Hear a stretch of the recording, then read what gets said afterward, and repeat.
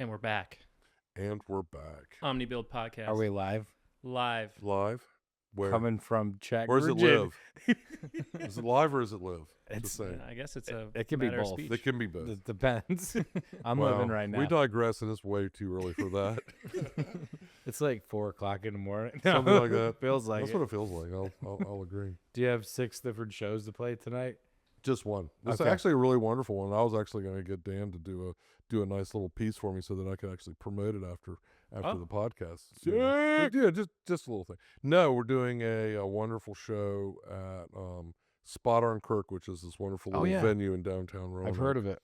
And we're playing with some dear friends. The band I'm playing with is the Freak Rangers. Yep. Which is a wonderful group of humans that I have known, some of them for my entire life, pretty much. And but we're doing a set, and a band called Virginia Electric is doing a set. Nice. And so yeah, it's just we're trying to be more. We're trying to play better with others. Mm-hmm. We're gigging is gigging, but trying to have special events and things where you just hang out a little bit more. It's like I love the hangout factor, but I only get to play for an hour, so I'm not really sure how I'm going to feel about that. Yeah. Well, I think like when you talking about playing with friends, and I don't know much about playing music. I like watching it, but you did your John and Friends show, and that was at the fest, and that was one of my favorite shows. Well, thank you. You and Swede, I mean, that was like... Oh, I didn't realize that. I mean, I know our looks can bring some really heinous reactions at times, but I didn't look. I just right, listened. but everyone listened and they cried and they said it was a beautiful thing instead of a Oh my gosh! I didn't realize that we could still it was elicit quite so much emotion, but I mean, but honestly, it is the beginning of my musical journey. right.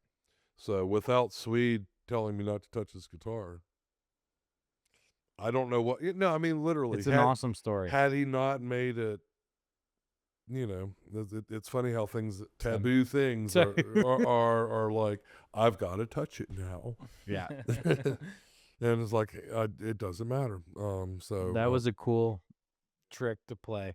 If for people that don't know, one, this is John McBroom, the man, the myth, the legend. Yeah, all three of them are outside somewhere. I'm not sure what's going on. No, we just let him in.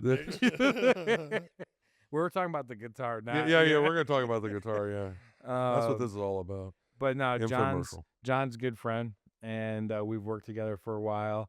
And he owns FestivalPark and FloydFest with the group. Yeah, with the group. Yep. And Jessica and Sam, and awesome person, great musician, and a bunch of bands. Part of the Roanoke Community School. Community High School. High school. Yes, sorry. Community High School. No, it's fine. It's just a great person. And you're sweet.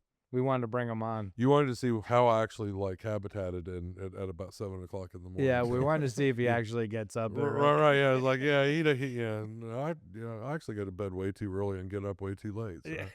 So. We're talking about music and your brother and you playing, and I'm pretty good friends with your brother too. And yeah, the thing that I've always been wondering about music is I just went to a show in California, and Zach Bryan brought on somebody else to play with him from San Diego, and they played a song Rattlesnake, and it was awesome. And I'm like, when you play music with your brother and you guys get up, do you guys talk about harmonizing, or does it just happen? All right. Well, so the song that we played was a song that Swede wrote about our dad's passing in the late 70s. Mm-hmm. And about that time is when I picked up an acoustic guitar and started trying to figure out chords. And thankfully, Swede, it was a very honest statement at that set where I said he's my first favorite songwriter. Mm. And so I really tried to play this song, and there's a good story. We were visiting him. He lived over in Scotland for a long time, and I'm in the front room trying to play his guitar. And I'm playing the song, and my mom walks past the room with the door half closed, thinking it's my brother, and walks into the next room, and and my brother's sitting there, and she's like, "What's going on here? Who is that?" "Oh, that's John." And Mom was like, and they all kind of came back and, were like, and that was the first moment that we kind of realized that Swede and I have a very similar, a lot of people have told me that our voices are incredibly similar, especially on the telephone. And so, no, we've been playing that song together, or attempting to play that song for a very long time. And basically, he sings the lead, and I sit there and try and do high harmonies or just try and do things with it. And then he's always let me have fun on whatever instrument. I used to play in a band, his band called Symphony Creek, which was an awful lot of fun and a very interesting mix of musicians and types of music and the whole thing. So, yeah. It's just cool to listen to, because like I imagine that this musician, that's different because you guys have played that song together, but you played with other people up there that day too. Isaac Haddon, Jason. It's a very interesting thing. Rehearsals are almost a luxury at this point. Right. And while I hated them when I didn't have gigs, I miss them now that I do, because it's amazing how much you learn on stage in the Playing moment with somebody, or watching their left hand. I mean, I'm pretty good at watching someone's left hand, so I can figure out where it's going. And like the English language, there are patterns, usual patterns, or patterns, that you can expect almost. And then everyone that's been playing for a long time can basically figure out after the first couple of times around what you're supposed to do. So it's pretty cool. And then with this repertoire of the Grateful Dead that kind of binds so much of all of the stuff that we do together, the festival scene and all that. There's a whole catalog, it's kind of like having the Bluegrass Fake Book. Yeah. All the grassers can sit there and play all the songs that they learned how to play. Yeah. And the Grateful Dead, that I've noticed, there is a wide berth of traditionals that everyone can play, like riffs, or what's that? With no. I'm gonna say traditionals, but like songs like Franklin's Tower, I see, Fire in the Mountain, that everyone can play those two chords. Gotcha. Everyone can be a part. So it's a starting point, and then you can take off and do little things. Right, and then you can. So it's just it's I mean, let's just be honest. Music is the best.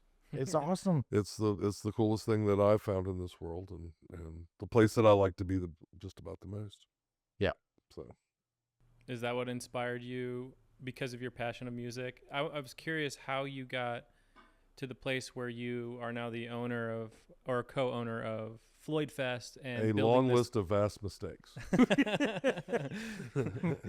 Basically, I got to where I am right now trying to put myself on stage.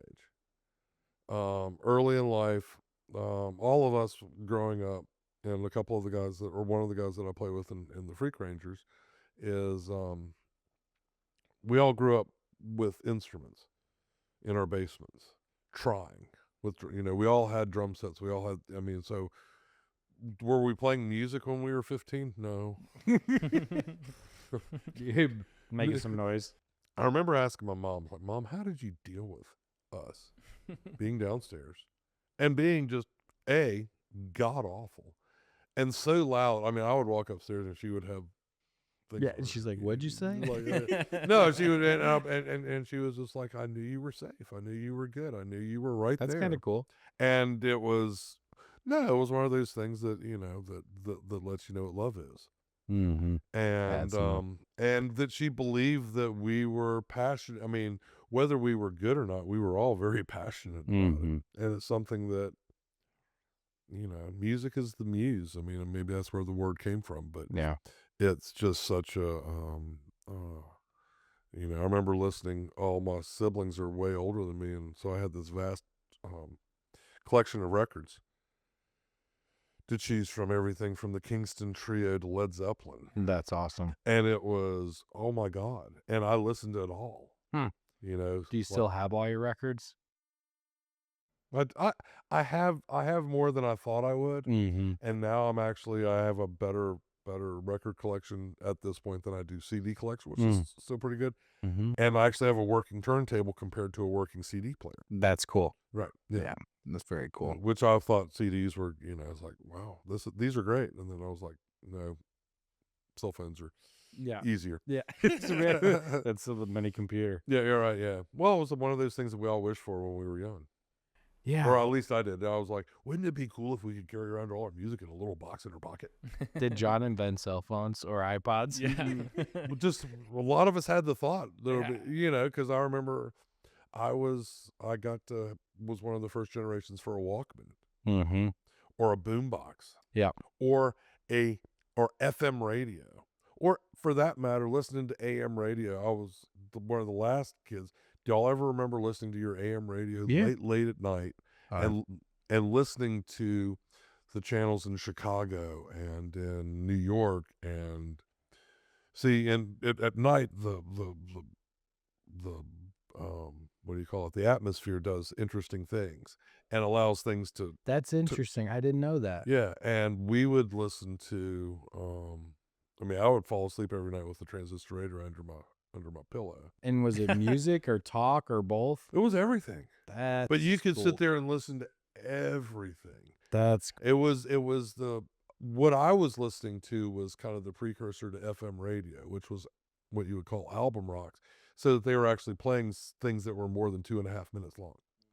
So you were actually, and I'm trying to think, Zeppelin, I think I was 5 or 6 when their first album came out. And I was listening to Zeppelin when I was 5 or 6. And it was just really cool to see that. And then to also, hear how music grew. Yeah. And, is Led Zeppelin one of your all-time favorites? Led Zeppelin was probably the first one was the Beatles. I heard 8 days of the week, and all my siblings had all these 45s. So everything from Hey Jude, 8 days a week, Penny Lane, Strawberry Fields Forever. The first album I really got into was probably Sgt. Pepper's at the age of like 5 or 6, and funny story. There's my tractor over on site has a it's way too newfangled. It has a CD player, and you know what CD is stuck in that CD player?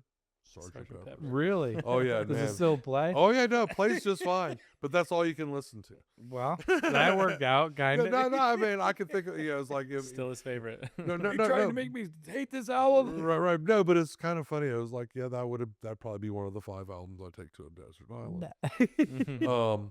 But yeah, no, Led Zeppelin. I remember knowing that I was doing something. We'll just leave it there. When my dad would yell upstairs, "Turn that wang wang music off." Wang. He did not like. My dad was big into jazz. No. Which he was also one of my big musical influences. I think the love of music came from those guys. Because my dad would listen to jazz at 11. Did he play music? But man, they could dance. Oh, really? My mom and dad were like Fred Astaire and Ginger Rogers. No way. Would What? they dance in the house like alone? Well, you guys were around. My first true memory is my dad dancing me around to an Errol Garner record. Wow. And being like, this is cool. Yeah. No, but to see, y'all have witnessed what music does to people. It transforms them. It takes them back to a childlike state, or a state where they don't really care what anyone thinks. Yeah. It breaks down all the pretense and allows them to experience whatever's going on. And whether I realized it or not, I think it was, wow, this is really cool, man. My dad, this is the happiest I ever see my dad. Yeah. And it's the happiest I generally see most people. That's cool. Yeah. I think it's super cool to see, like, I see it in movies, like couples dancing alone, and like, Yeah. I just think it's like a super cool. Oh no, it's one of the most romantic, intimate. I mean, it's and to sit there and be swept, and I'll like that word. Yeah. To be swept away by it is just such a beautiful thing. Yeah. Put a record on. Yeah. Or, I mean, how many times do you put music on and find yourself, you're not walking. Yeah. You're driving. You're feeling it. It has made it to that place that most people keep hidden. So, like, do you know when music started? Like, is there like, did it start like with cavemen, or did like dinosaurs make music? I would say, I mean, think of sound. It's our way of it's communication. Mm-hmm. And whether it is telling somebody that there's a fire, or whether it's let's get down and boogie, Yeah. is inconsequential. It is a communication tool. I mean, the first thing that I remember for what they would consider a rhythmic thing were slit drums. And they would build these out of a fallen log, out of a hollowed log. They would do a slit in it, and they could sit there and hit it with a mallet or and make a big sound. That's pretty cool. That you could sit there and tell, "Hey guys, the rain's coming," or whatever ancients would tell each other. You're like, hit it again. I kind of like that sound. Right. And then and then how did it come to be that it was part of their tradition, part of their ritual, their what they did? You know, it is kind of cool watching like music rituals and people dancing, and like I watch these videos of African tribes dancing, and it's like their whole body's vibrating. Well, that's what I'm saying. It's so cool. But I mean, that's as spiritual as it gets. It's a spiritual experience. Yeah, it's and is there really a difference? I was talking to a guy that with banjo player, and I'm like, where did the banjo start? Like in West Virginia in the mountains? He said Africa.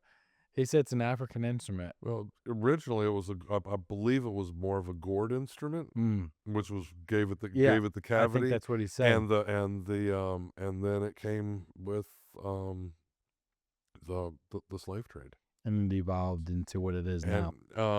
Well, I mean, there's as wonderful as the music heritage is, there are some good jokes about banjos and mandolins. Mm-hmm. You know what banjo stands for in Appalachian? No. Out of tune. And Italian out of tune is mandolin. So it's just it's a. They still sound good. No, they but that's the whole thing. I mean, think about like bagpipes. You know where bagpipes came from? It was not musical. It was a war. Think about this. Think about and we actually live in a pretty good place for it. Think about it being really, really foggy, right? Yeah. We get foggy we're in Copper Hill, and so this whole area does that weird thing. Yeah. Where every place else is beautiful and sunny, and we're not. And but imagine that, and then hearing a bagpipe of something you've never heard before. Yeah. And it's coming to get you. And their faces are painted blue, and right, the whole thing, right? Yeah, you're just like, so it's a, I would say that was the first weaponized. That's pretty crazy. I would be like, do I dance or run? Right. With a bagpipe, and I'm Scottish, and I would say run. Yeah. That's usually my instinct when I hear a bagpipe. Yeah. Let's get out of here. Bagpipes sound really cool, though. I mean, what a crazy instrument. I like, so, all right, now bagpipe, when I look at somebody playing a bagpipe, I'm like, is that a hard instrument to learn how to play? Well, it's like 3 or 4 steps that are completely disjointed from one another. Yeah. So you're blowing into a bladder of air, right? Yeah. And then what comes out of the pipes is how you're squeezing. So you blowing has nothing to do with the sound coming out, other than you're giving the bladder the air to do what it's supposed to do. So you just have to remember to keep blowing. You just got to make sure that bladder stays full. Yeah, I got you. So it's multiple steps. Oh yeah, it's like the didgeridoo. You have to learn how. I was going to bring up and go. I don't know how that happens. Some people are magical. It's circular breathing, right? Which is magical. Yeah, it's magical. I don't. I mean, you hear the Tibetan monks and those guys doing the throat chanting. Have 7 voices going on simultaneously. That kind. They'd probably be good in a band. They would. Yeah. Hey, you want to join? No, that's one of the cool things is like you sit there and you dive into music and you see the tabla players. Yeah. Like I just watched this video of this Indian rock band from India. The drummer and the bass player were both sitting there, and when you're playing tablas, they talk at first. They teach you. They have this language. Yeah. And I can't do it. I'm not even going to try and do it. But they did this vocal solo back and forth for it caught me for like 2 minutes. And then they played their instruments, and I'm like, wow, I am just a mere toddler on what I do. Like, wow, I could play a G chord. Yeah. That's pretty wild. And it's just, People make music out of all sorts of things. people are music. You just take a bucket. Well, think about Make it. a You're a noise. drummer right now. You know how you're a drummer right now? Because I'm tapping my foot and No. I don't know. You laying still doing nothing without any thought. You were a drummer. Why? Your Heart's heart. keeping rhythm. Your heart is keeping you alive. Hmm. You were built on a rhythm. Interesting. Whereas, and your pulse is something that, would you say your pulse affects you? Interesting. Yeah. Yeah. Rhythm is cool. I watched this video where they had ice and they turned music on and it would make these cracks through the ice and stuff, and it was like the most beautiful. Well, have you ever seen what they do? Artwork. It's the same thing. They do it with sand and Yeah. with water on a plate. Yeah. And they put different frequencies, and it does beautiful geometric patterns. Yeah, that's what's going on in your brain. Yeah. Yeah. Oh, exactly. Yeah. It's not always beautiful too. I mean, No, some sounds are really discordant. Well, there's brown noise, which we won't talk about now. It's still early. So what do you think about FloydFest this year? It's ended. I'm out of the fog mostly. I know it takes you guys a little longer. Well, everyone says, are you over FloydFest? Or are you, have you finished processing or whatever? And I'm like, well, yes and no. We're getting ready for next year. Right. Well, I mean, it's a 15 to 18 month process. Yeah. So you're always in at least two parts of the festival at all times. And it's really quite, that would be a blessing. It would be really nice. When I used to work production, I had closure because 3 months before they would hand me the stuff that I had to work with, I would go work with everybody. I would finish my job. I would hand it back. Yeah. I'll go back to teaching for 9 months. And there was closure. There was, a definitive beginning, work, and end. Mm-hmm. And now it's just the grind. I wouldn't even call it a grind. Sometimes it's just, grind is good.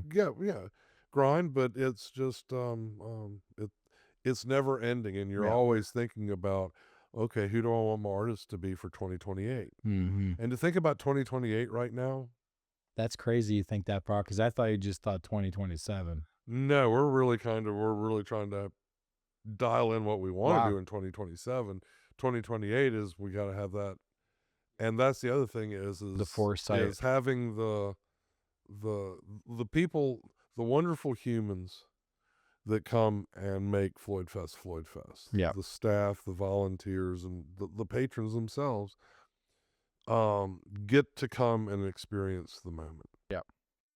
Yeah, I have to say this year felt great. Oh, despite 7 or 8 inches of rain, the site held up pretty well. And it just felt different. It felt organized. I got more. I don't know if I finally put my post out, my festival post. Yep. And the comment that I got more than anything else was, we're home again. Yep. And it's just like everyone felt comfortable. Everyone kind of knew where they were going. People still bitched about having to walk up the hill, but oh well. I mean, I think the trolleys did a really wonderful job. I think everyone got around pretty well, but it really felt like every other year, the last 2 years, there's always been parts where I was like, well, I wish it was like this, like we had it 10 years ago or something like that. And this year it was just good. We knew where the closets were. We knew where we could put stuff. We're way more comfortable there. Yeah, the site build went smooth. Well, we had a site to build on compared to building a site to then build a site on. Yeah. So it'll be crazy. Yeah, well, you remember that first year. How any of us made it through that is We're supposed to talk about that. right, yeah, right. Yeah, that didn't happen, John. I think it's interesting to talk about some of the challenges of building a festival site that hosts a festival of how many people show up to this? So that's a nuanced question. I would say probably over the course of the whole thing, 8,000 to 10,000 people, maybe a few more. At any one time, I would say probably, it's a tough thing. That's the thing, is like doing a concert where you just have one band, everyone comes in and leaves. You can go, we had X amount of people. That's really easy. Mm-hmm. Whereas we have a city for 5 days where 20 to 40% of the people are coming and going on a regular basis. 20 to 40% are staying the entire time. And, so there's always It's ebb and flow. it's an organism. And speaking to building it and stuff like that, when John contacted us to help with that, I mean, they had a vision of what they saw there. And then we just kind of helped figure out the feasibility parts of what could and couldn't happen, which most of what they wanted, we made happen. Yeah. And, but it's a lot. I mean, we're out there. Man. It was like probably 6 to 10 of us, varying degrees, like walking around, figuring out. And I'm more there as like, yeah, we can get across that creek or not, or build this here or not. And they're trying to figure out like, what is the flow? Where are Well, things think work? about it. I mean, if we're going to go there, we had a plan, and then they said, no, you can't go in the water. So let's redevelop the entire road plan. Oh yeah, Yeah. it was. Let's go from culverting, which again still seems like a very reasonable way of crossing water, to full bridges, Which was a lot. which was a complete and it was a radical rebuild from at the very beginning. Yeah. Not just in design, but probably in cost too. I would Oh. imagine. Oh, gosh. it was let's not go there. Sorry to bring it up, but Yeah, we could talk about that like 14 festivals from now. Right, yeah, talking yeah. about the cost. But and then just the amount of gravel. Yeah, we And did. there was a couple of places where we would just keep putting gravel and it'll keep going away. It was like, let's put some more gravel. And then, Yeah, the gravel company loves us. oh, I hope so. Yeah, they're like, man, we love you guys. I'm like, I don't like that. I don't, yeah. We actually named somebody Gravel Daddy after that because it was just Yeah. so much gravel. Yeah. And it's like the sands of time up there. I will say that, all jokes aside, and I never doubted anything, but I think when you go for a weekend, you have one experience, and you take it in, you don't get to see everything. You don't know what it took to get it there. But I definitely, working on it day after day after day and running into the roadblocks we did and all the stuff. I mean, I was like, are we doing the right thing? And I think this year I was like, this is awesome. And hearing people's experiences and like saying like, this is our home, because I got that too. Yeah. I worked in our booth a few times, the Omni booth, and people were like, this place is awesome. It definitely felt like home to me this year. Yeah. It made sense. Yep. And I think one of the things I got from a lot of people, it's the most beautiful venue they've ever been to, Yeah. as far as like Music Fest or anything like that, because of all the diversity that you have there. Creeks, walks, paths, frisbee golf. We had a lot of our industry peers at the festival, and they were just kind of like, Damn. really? Oh my gosh. This is cool. Okay. There's so many little details. That's what I'm saying, and Everywhere you go. everyone notices them. Yeah. And that's the thing is the detail is the people like, how do you people are like, how do you get really good at doing festivals? I was like, you have to get excited about really weird stuff. Like, you got to get excited about porta potties, Yeah. because if you can literally let someone, when they get to your site, go to the bathroom and have food Yeah. and a place where they're going to be Mm-hmm. in the first half hour or first hour of them being with you, Yeah. all of a sudden they're comfortable. Yeah. Because they realize, cool, Yeah, they're going to have their bases covered. their bases are covered. And I don't know about you guys. I have a feeling y'all been to a few other festivals, and Mm-hmm. they're not made the same. No. And However, that kind of stuff means a lot to us. oh yeah, it is such a cool world. And like I try and tell people all the time, I'm like, you gotta go just to experience what it's like to be there for even a day, and just walk around and see the little, like, cities people set up with their tents and their food and all their stuff, and it's just a really Well, it's homecoming. cool experience. Yeah, it's great. I mean, I thoroughly enjoy it, and I've made a bunch of friends, being up there already. Like, I parked at VIP RVs, and I text with those people all year, and they're like just asking what's going on. Is it going to be good this year, or this and that? And I'm like, it's good every year. Yeah, watch out. The compound's getting bigger next year. Yeah. Okay. No worries. Suite's coming in. Great. We got him covered, man. Big Papa. He's, I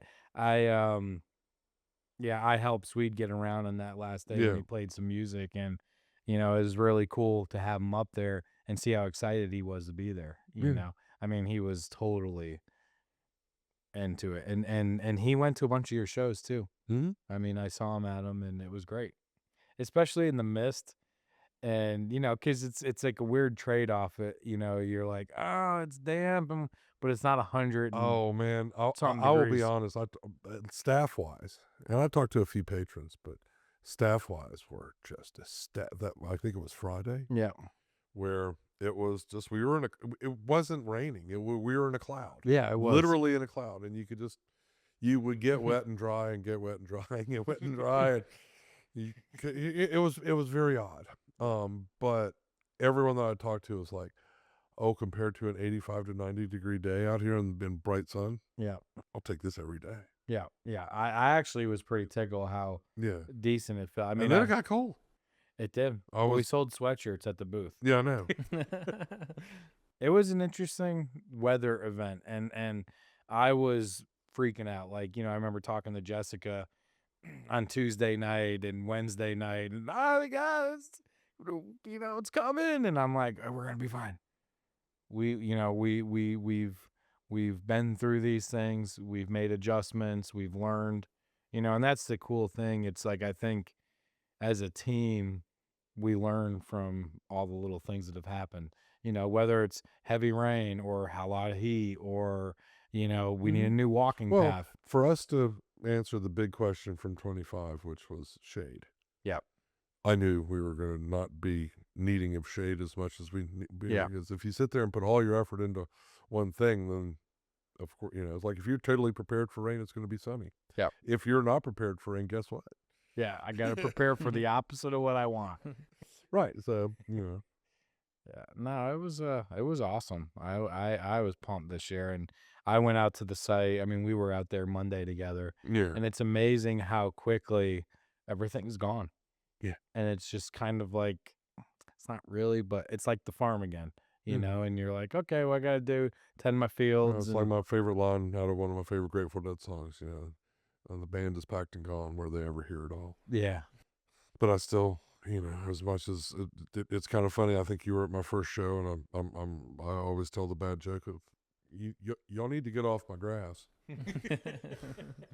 It's like we work all year to make the grass look real pretty, tell everyone to stay off of it, and then y'all show up. I almost had like a minor like anxiety attack the first year we opened. Oh yeah. We were so it was. No, we weren't even like really allowing people to make if you eye looked contact at with the grass. I was like, no, back away. So to elaborate on that just a little bit, a lot of the reason we were so fanatical about the grass was because we needed it to grow to get our permit to open the site. Right. And we were down to like days before the event to get approval, and the grass means that it's stabilized. And so also it looks cool, it feels better. There's many reasons, but the big one was we wanted to open. So we were like, just grow, man. Just right, yeah. Yeah. We were watering. We had water tankers. And this year was kind of interesting too, because we had the drought of 26, which is actually going to be called the drought of 26. Unfortunately. Yeah, it was insane. No, that was. I was like, what is going on? I shouldn't have said anything, because now we've gotten like 40 inches of rain in the past month. The weather pattern is this is going to be the wildest fall and winter we're going to have for a long time. Moist and powerful. They're saying it's the biggest. The El Nino is another category. It is substantially bigger than it was for the last one, which was, I think, Katrina. Wow.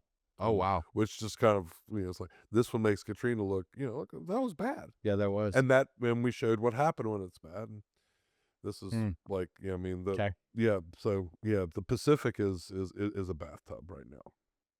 Yeah. Which means that we're going to get a lot of moisture. Yeah. I was just out in California. Oh, yeah, I should say this on the podcast. I got married. Yeah, look at that. Do you have one of them safety rings so you don't This die? is a safety No, ring. it's a safety ring. Right. Yeah. So Yeah. so I'll tell a quick story because I've told a lot of people that I'm really close with, and I probably missed a few, so if I did, I'm sorry. But like I want to let the universe know that Rye's taken, man. Back off. No, just kidding. But that happened at FloydFest. I wanted to get married for a while, and she was just like, I just don't want to do it. And I don't think it had to do with me. I think it was more like stuff that happened in her life that kind of led her to not want to get married. But at FloydFest, she's like, yeah, I would do it. I would get married. And I was like, you jumped on that one. I was like, we're going next weekend. If we could do it this weekend. And I almost asked Sam, but then, I bet if you had gone and asked Sam, one of two things would have happened. We would have either watched Sam just break into a million pieces. Yeah. If you had asked him like Saturday, and bless you, Sam, the way the staff and especially my two partners work is at a level of insanity, but the gratitude that we have for them is but I think he would have either he would have shattered into a million pieces, or he would have like, all right, stand right there right now. Yeah. And that's the only way it would have happened for Rye. Right. Yeah. And it would and he would have just sat there and ad-libbed it, and it would have been, but yeah. I think one of the things with Rye, it's like she didn't know who to invite, who not to, and then the list gets so big. If we invite one mom, both moms, then it's like from mom, it goes. The only one I was worried about when you said you got married out in California was Esma. Yeah. Sorry, man. Esma, I was like, what did Esma say to that? She ran away crying. But then she was like, I'm so happy. And right. Like, it was. That was the only one that I was like, she's going to be like, I'm really happy. Yeah. But I'm going to hold it over your heads for the rest of your lives. She might. We've been doing pretty good since, but she, so at FloydFest, we have been planning to fly to California on Friday after FloydFest to go see a concert. It was a Mother's Day gift to Rye, and then we ended up leaving on Thursday and then spending the whole day there on Friday instead of getting in the afternoon, and got married. Just the two of us. Didn't tell anyone. We didn't tell anyone until we told our kids, and it was actually a great day. Did you tell them before or after? No, we told them after. Yeah, you're right. I guess if you had said before, then it would have been. Yeah. So after we got married, Rye's like, you can't tell anyone, and I was like, what about my mom? My mom lives in Connecticut. She's not gonna tell anybody. And she's like, no. And I was like, all right, I'm done talking about it because I don't want to fight at our first wedding. So it was really funny because we got in the Uber and we were going to the zoo for our honeymoon, San Diego Zoo. And the Uber driver was like 85 years old. And he had this little plaque that was like, I was born and raised in San Diego. So if you have any questions, ask me. I know everything.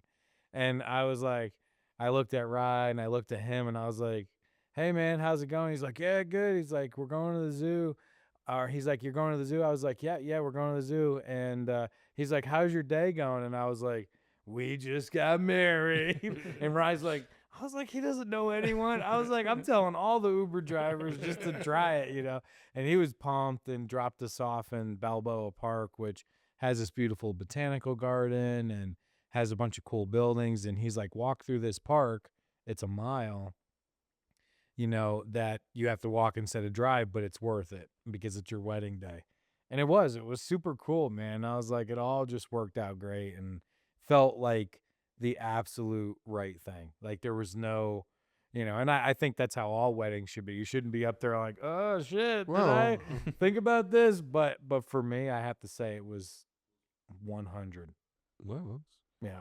Sounded like y'all got in the flow pretty good. It was good. And I got my wedding ring an hour and a half before our wedding, and I don't know what was going on, but like I thought my finger was a lot bigger than it was. So I ordered the wrong size ring by a lot. You gotta have And these things that measure those, right? I tried it. I don't know if I was swelled up when I was trying it or what happened. Maybe I was too excited about the wedding. But I got this plastic one because my ring's getting sized appropriately. Right. But don't you got to wear that since you're an electrician or something?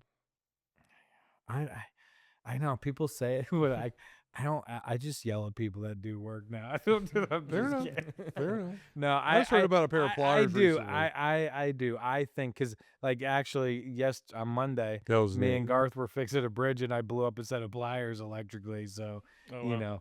know, yes, I should be wearing this in the trades and work. I mean, I still do work. We just love you, Matt. We just want you to be careful, not hurt yourself. I still want this finger. That other ring's really sparkly too. I'm sure. I got blinded by it on FaceTime. Dan's way too observant. He does this where he like sets up podcast videos. So what did you people- notice, Dan? Well, we were having a chat on FaceTime, and he was in a really good mood, and they're having a great time in California. And I was like, "Hey man, how's it nah, going?" he's just casually brushed his hair back like this. And you're like, what the? And I was like, what was that? I just got blinded by some really bright gold thing was on like, your ring finger. What was that? Something happened out there in California? Oh yeah, he And busted me. he was like, dude. Yeah, I had to Don't run say on anything. outside because I didn't want Ryan to hear me begging for him to never say anything Yeah, about it's like, oh man, Dan knows we're in trouble. it. Yeah. So, yeah. I'm a lockbox. If you guys want to turn the cameras off and tell me anything, zip. Yeah, he is actually pretty darn good. That's Yeah. good. But It's still, a with the camera, I'm just looking around. I was like, this is not the place or the time. Oh yeah, dude. Speaking of lockbox, you did the bus at FloydFest this year. Oh, yeah. How'd it go? It went great. Really? Yeah, I mean, it was smooth. It's pretty Third cool. year, third time's a charm. Some great artists.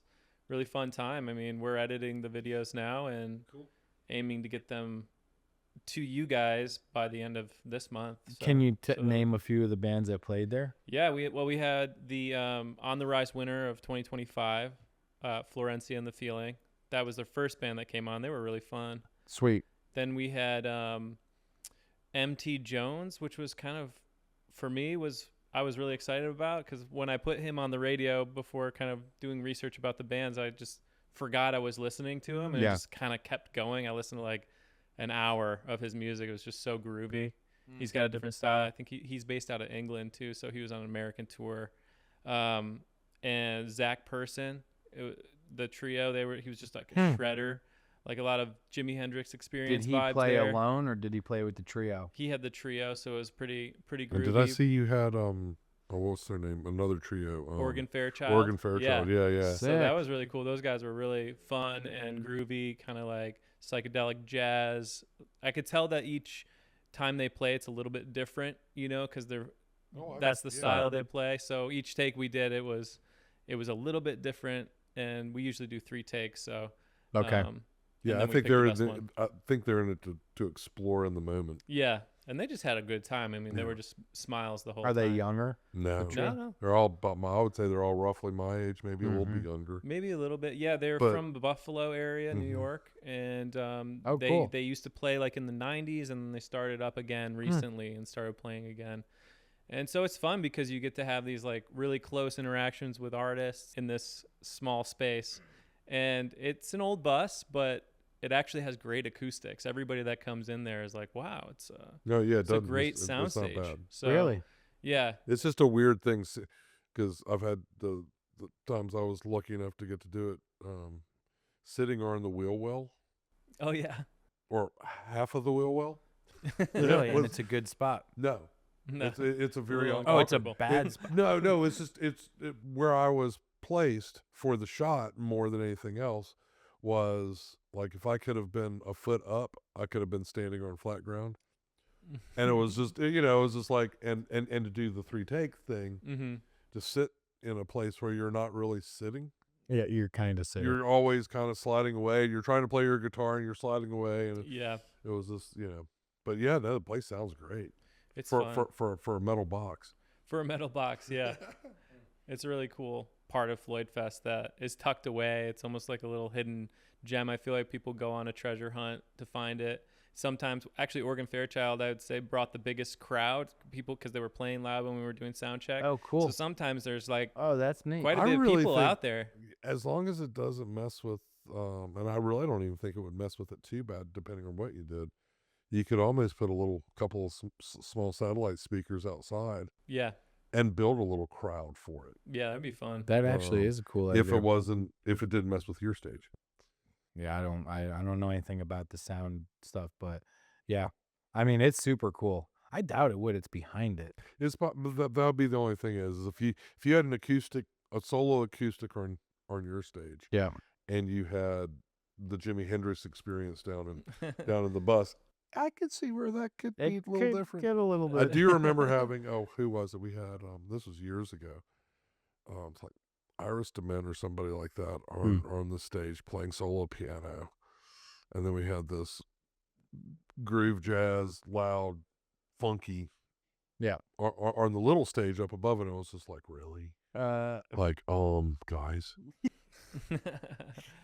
I heard this band New Translation play on the Canopy Grove Omni stage, and it was my favorite show. Like, as far as like, I was just blown away because I was working at the booth, so it's hard to see all the bands.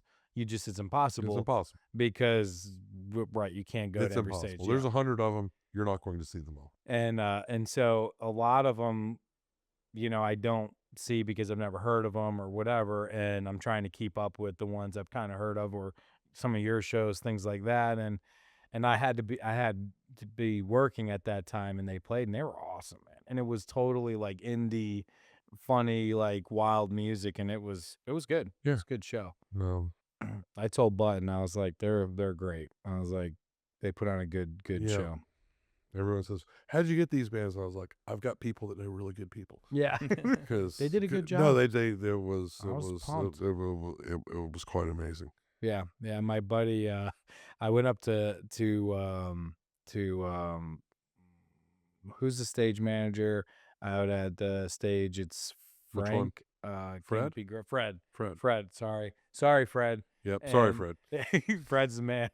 And I was like, all right, this is the list of the things we need to announce from the stage this year. And I wanted to talk to the MC, who's usually George.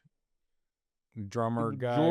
But George was playing this year and he had other gigs, so he wasn't able to be there. So we had no stage MC, and so my buddy Billy did it. He's like, "I'll do it, brother. Come on!" And I was like, "Okay," and he did a pretty good job. The hardest thing about getting a good MC is hard to find. Yeah, but to get someone to sit there and work for like 5 minutes and then be off for an hour and a half and then work for 5 minutes for 14 hours. It's a lot. It's a really hard thing to It's find. a big ask. It's just a very interesting, it's like, I mean, it makes hurry up and wait seem like a ridiculous thing.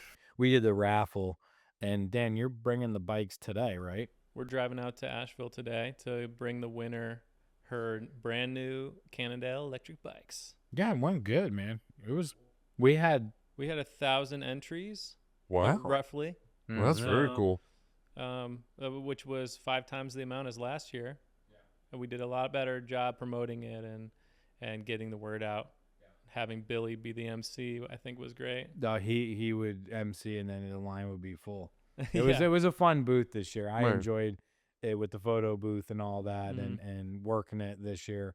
And you did a giveaway too for super. Oh epic. Man, Sam and Jess outdid themselves. I'm not sure which one of them. I think which one of them got this fully, but they.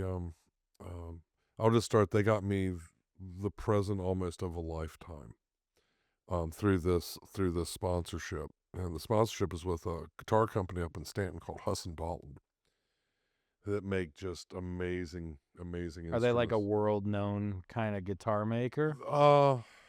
If they're not, they will be. They are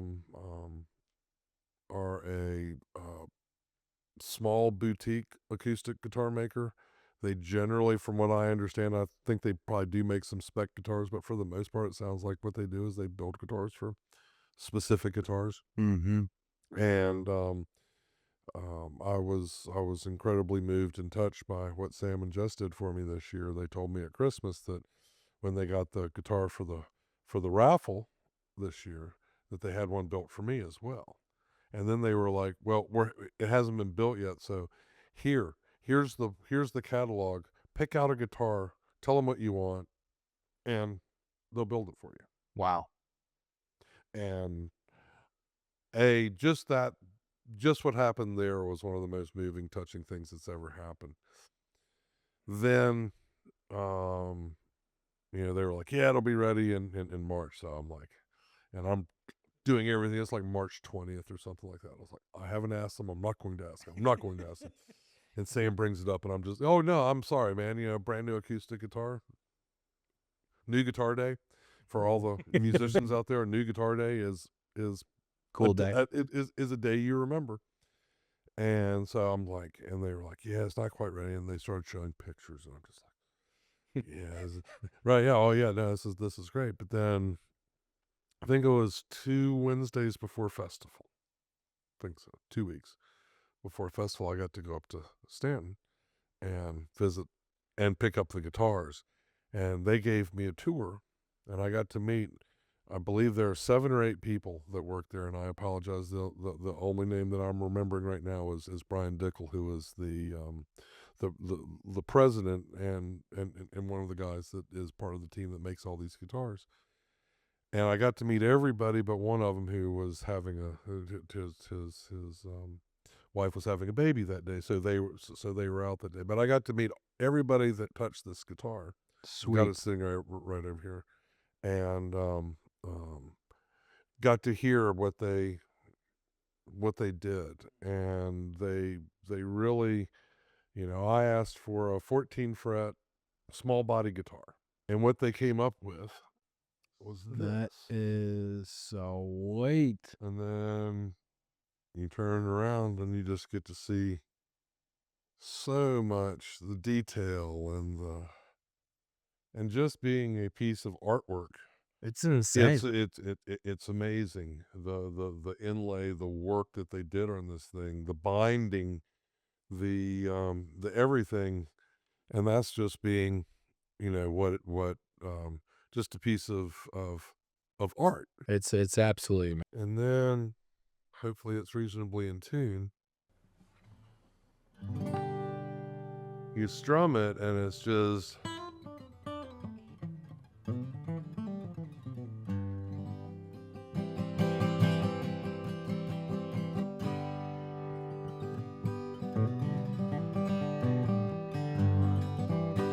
it's just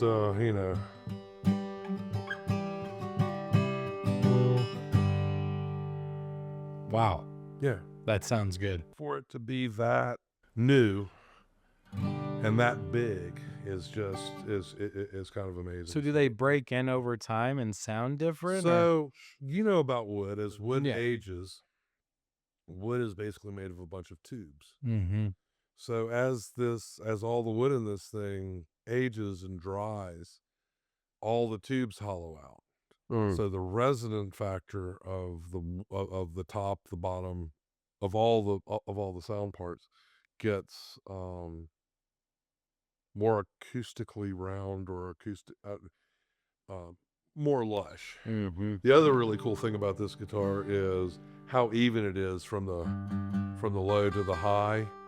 The amount of attack and volume that you get out of it is, because even the greatest guitars have, we'll call them dead spots, but spots that don't ring out as well as the rest of it. And this is just... So besides it looking amazing, this just is the way it's built with Yeah. the type of wood, Yeah. all the different key factors. Right. And That is beautiful. I would say the main thing any musician wants in an instrument is something that they want to play. And it's really hard to put this guitar down. So when you picked your guitar, all you did was say, I said I wanted it to have 14 frets up to the body, and a small, a narrower But you didn't pick the depth. colors or anything. I didn't pick the colors or anything, and I think this is a spruce top. I think. Sorry if I'm getting it wrong. It looks like it. And the back, I've been told a couple of things. I think it was Australian blackwood, Mm-hmm. but it's very similar to Koa. Yeah. And it's just, you can see there's just the beautiful design, and then they had this some form of acrylic tortoiseshell binding that they did. And Dude. then the pick guard and the headstock, if you can get a nice shot of is just really quite some of the most unique. I don't even know what sort of cool plastic product it is or what it is exactly. Yeah, I don't But know it's either. just it's stunning. It's a masterpiece. Yeah, and the detail and listening to everybody talk about just the little pieces that they did about it. And So the different departments do different parts. yeah, well, each person does their own. There's one person that builds the body. There's one person that finishes the body. There's one person that makes the necks. There's one person that does all the binding. There's one person that all they do is polish. Yeah, as Sam would say, it's sexy. It's sexy. Yeah. And so, like, if you wanted to get one of those guitars, do they have a showroom? You can go. Yes, they do have a showroom, and from what hanging out with Brian a little bit, they really love to show off what they do. I bet, man. Look at that. And but yeah, they're like I said, Huss and Dalton Guitars in Stanton, Virginia. I am sure that they would help anybody that wants I want a guitar after saying that. I'm like, what the heck? yeah, dude? this is I've never seen a guitar like that. This is one of the, like you just said, the sexiest instruments I've about ever. And so Sam, Jess, thank y'all. Yeah, that's Brian and everyone at Huss and Dalton Guitars, thank y'all. Yeah. You've given me more than I deserve. But this is just an amazing piece. what a gift. Yeah. Sam and Jess are awesome. Sam and I Jess gotta are, say. yeah, Sam and Jess are. A lot of people says, how do you do this? How do you do all the stuff you do? And I basically said, well, I wouldn't have even attempted it without those two. I mean, it's amazing actually how much that they do, and then all the other people underneath them: Tim, Yeah, Button, Max, Emily, Melissa, the whole crew. It's a whole bunch of people working. I mean, is it organized chaos? Yeah, you've witnessed it. Oh well, it's but it's that many thousand people all working towards the same goal. You just honestly, in construction, you can plan for the weather, you can plan for material coming in wrong, things like that. You can't plan for everything that's going to happen at a festival. You don't know what type of weather, if 1,000 extra people are going to buy a ticket on the last day, or you're planning. You just don't really know if a band's going to break down. You're playing craps the whole time. Or a band's going to need emergency surgery. Right. So yeah, that was one of the tougher things that I've witnessed that close to festival, to get the call a week before saying we're not gonna be able to make it was we were I think we were working the down at the Exchange, getting ready to do Humphreys McGee a couple of weeks ago, right before the festival, and we get the call, and Button calls up, we're Texas, and goes, "Need to get on a call right now." I was like, "In private?" "Yes." And we get her on the call, and it's like, "They're not going to make it." Like, huh? Wow. And we can't tell you at this moment. We can't tell you why. Cool. Oh, okay. Watching the team pivot. I mean, the number of acts that we attempted and came within, the last yard with, was kind of amazing. Yeah. And then Green Sky came in, and our patrons and concert goers gave us grace. It was a great show. Nobody really did I see much. I mean, I saw disappointment because there was great disappointment. Yeah.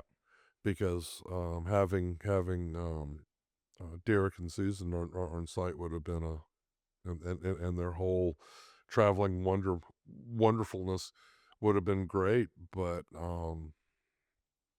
Susan being safe, and you can't play with a pissed off appendix. No. Yeah. No. And Susan and who's it? Susan and who? And Derek Trucks. Derek Trucks. They were in a different band at some point. Well, Derek is let's see if I can get this right, the nephew of Butch Trucks, who was the original drummer of the Allman Brothers. Okay, that's what it was. Okay. And so he grew up basically as one of the kids of the And Allman he Brothers. plays drums. No, he plays Butch plays drums in the Allman. Butch played drums in the Allman Brothers. Derek is probably touted as probably the top slide guitar player. Oh, really? In the world. Does he play the guitar that's like no, he has a slide on his. He has generally a slide on. I mean, he is. If you remember the Allman Brothers and the love that everyone had for and the amazing talent that was Dwayne Allman, he is the re-embodiment in a lot of ways, and has taken the slide guitar to a place that's wow. It's next level. That's impressive. Yeah, he's. And so is his wife Susan, and his wife is Susan, and they got together. Oh goodness, probably 15 years ago. And I mean, Derek had played in all the last few iterations of the Allman Brothers. He had the Derek Trucks band, and they put this together, and it's a large band. It's 2 drummers, bass, keyboards. Those 2 guys are on guitars. Excuse me. 3 or 4 backup singers and some horn players, and it's basically like a rhythm and blues soul review. And Susan sings kind of like Aretha Franklin and Janis Joplin. She can belt it out. She can sing. I'm gonna have to listen to some of their music. I think you would. I'm very surprised that you're not aware of them. And that we're actually disappointed in you for not knowing. Just shut the podcast down. When I was in high school, I went to a Derek's Truck Band concert. Yeah. And at the end, after the encore, he threw his pick into the crowd, and I caught it. Do you still have it? I played it. I thought it was going to give me superpowers. I broke it. It broke. So it's gone. But it's kind of my claim to fame. I think that's why I don't really play out anymore. And you know the funny thing is if you watch Derek Trucks play guitar, I don't know if he uses a pick. Wow. Maybe that's why he threw it out. Right, yeah. But he's like, I'm done with this. It was the last pick he ever used. It's like, I'm never using this pick again. This thing sucks. Here, Dan. Dan's like, cool. They played down at the Jefferson Center in Roanoke years ago.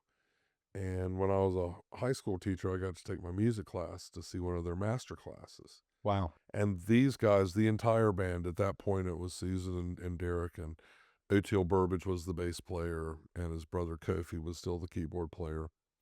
And they stayed for another 45 minutes of questions during their dinner time before the show. Wow. Just to talk to the kids. That's pretty cool. And they didn't have to. They had already given us a full hour. Yeah. And they were just so. That's pretty cool. I mean, it was they're beautiful humans. I like when bands do that. They do a pre-show or to meet people or do something like that, and especially with the kids. I mean, it's pretty awesome. Yeah, means a lot to them. All I have to say, 99% of everyone I've met in this business is like that. Yeah, that's awesome. Because it's about the music to them. Yeah. Yeah, I gave Stephen Wilson Jr. hats. Oh, cool. And then he texted asking for more, and I didn't have any. I felt bad, but it is what it is. That's pretty cool. He got 5. You got to meet him. I didn't get to meet him because I was late. Because you know how it is when you're on the polar opposite ends of the festival, and I had to go deal with something. I don't remember what it was. I was at a load-in, and everyone was like, come here now. Yeah, that's what happened to me. I really want to play guitar, so I'm going to stay here. Yeah. Well, I try to park my machine and most of the time once I get done with my work up there, so I'm not driving as much, and that's what happened. I was up at Canopy Grove. I was at Stephen Wilson, then went up to Canopy Grove, and then I had to walk back to VIP RV, get hats, and go backstage. So I gave it to his manager, and then they sent Yeah. pictures, and they were all pumped, and I was He like, was probably the one I was most excited to have. He was good. He was Yeah. thoroughly enjoy his work. He was very good. I mean, it was a cool experience. And when somebody gets down and goes out in the crowd and plays, I mean, that's such a cool experience for people that are at the venue, Yeah. to be that close and watch somebody play music. Mhm. Total rock star move. Yeah, dude, I did that and nobody paid any attention. So looking forward, 2027, 2028, building FestivalPark out anymore? Is there any more work to be done that can be talked about that we're excited about in this future Well, I collaboration? think springing, a job list on Matt during a podcast is not fair. Yeah. Oh, you don't know about anything? You're not having any No, we conversation? haven't had that meeting. We yet. have, I mean, we haven't even. We're still in sleepy mode. Yeah, we're still just like, hey man, if you had a couple of good deals, good. Yeah. Well, I got some sleep last night. Yeah. It was nice. It's definitely not at the fever pitch that it's been the last 3 years. I would say we have a site. I think now what we're moving into is figuring out how to utilize the site better. If I would love to be able to get people up there with their RVs and look at the changing colors and things like that. I'd love for more people to use the disc golf. I'd love for more people to come. It seems kind of weird because everyone has at least 2 acres in Floyd County, but to give some place for people to come walk. Yeah.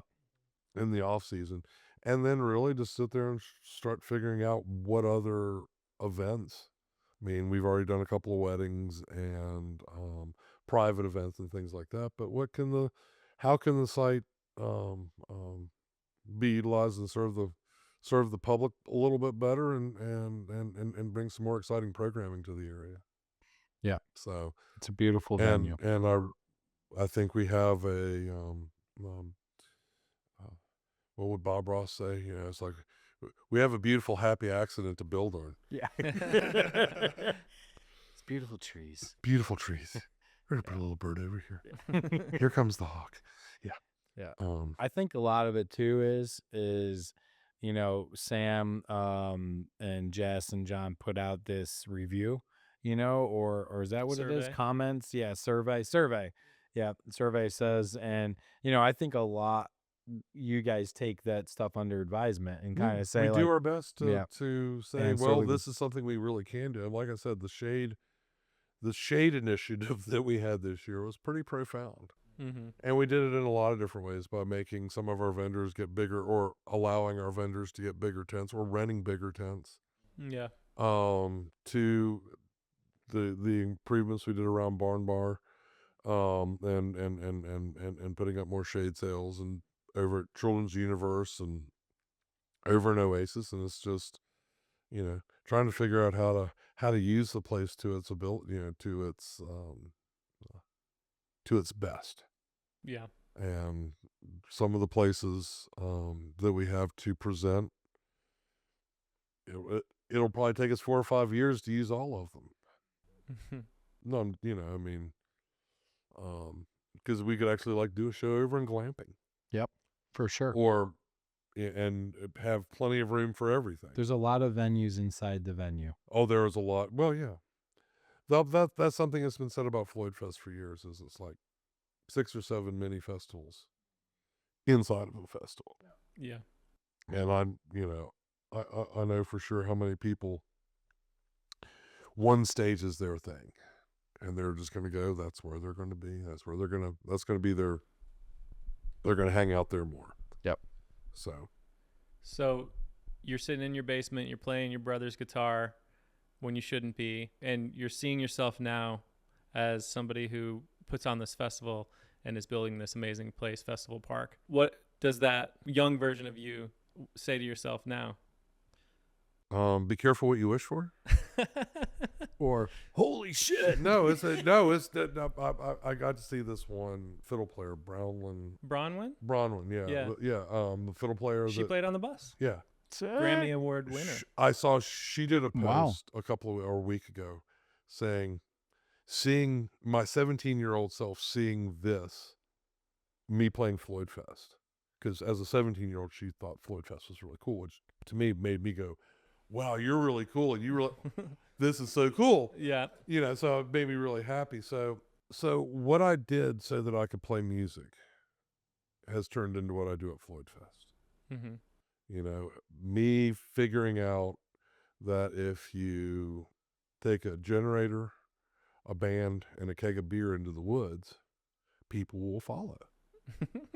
And for a long time before I ever even thought about doing anything at all like this, we would, when I was a teenager in the 80s, Botetourt County was growing leaps and bounds, and they had all of these neighborhoods that they had cut into the woods everywhere that hadn't been built on yet.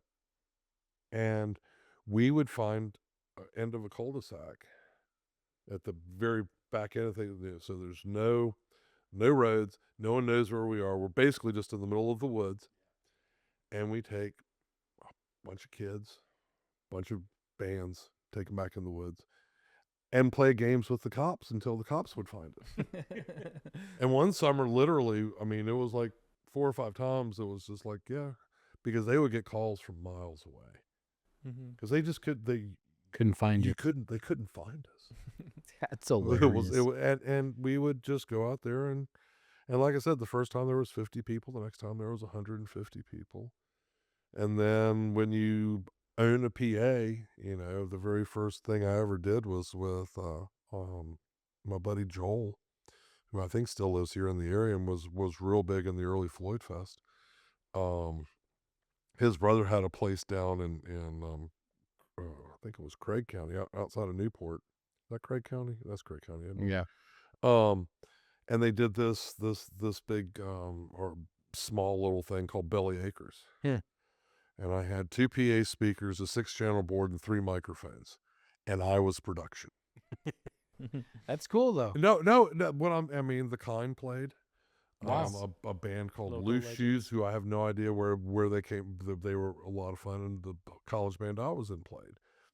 And it was the first time we just went out to it was the predecessor. And you keep doing that better and better, and you start figuring out how to take care of people better and better. Yeah. And So it's been bred into you. You've been doing it for a long time. I've been doing it for a long time. And at FloydFest, the first 2 years, I was more of a consultant and an investor. Mm-hmm. And at the end of the second year, I went to one of the organizers and said, I don't know if I can do what you want, but I can do better than that at one of the stages. And that's how I got involved as production and built the production management position. And eventually, started buying into the festival to a point that I can't get out of it now. Yep. You're in too deep. It was the summer job that I can't imagine not doing. Yeah. Because it was, like I said, for the first 15, 20 years, it was my summer job. I can't imagine not going either. Yeah, And that's the I thing. mean, Is it's It's automatic. because you get to see all these people. Yeah. And the first 2 years, I tried not working, and it didn't work very well. Yeah. Because you're with all your friends, and they're all working. Yeah. And I would end up on stages rolling cables or doing one thing or another. And I was just like, okay, fine. Yeah. And so it's the hugs. It's the love. It's the doing things like you were saying, like you have no idea what day today brings. Yeah. But we're just going to give it a bunch of love and a bunch of effort, and it'll be fun. Yeah. And that's really all you got to do. Pretty special. Well, thanks for coming to this and Dude, taking our call. I wasn't really, I was like, Dan calls me up at 9 o'clock or before 9 o'clock a couple of days ago. Like, hey man, what you doing Friday? That's my phone voice. Hey man. Yeah, well, I'm pumped you came on. I had no idea what to expect. We never do until we get here. Yeah. We've never really taught unless we have somebody, which we've had 2 super famous people on now. Massey Bick, motorcycle builder, and John McBroom. music Massey must be extraordinaire. a badass because I'm not real.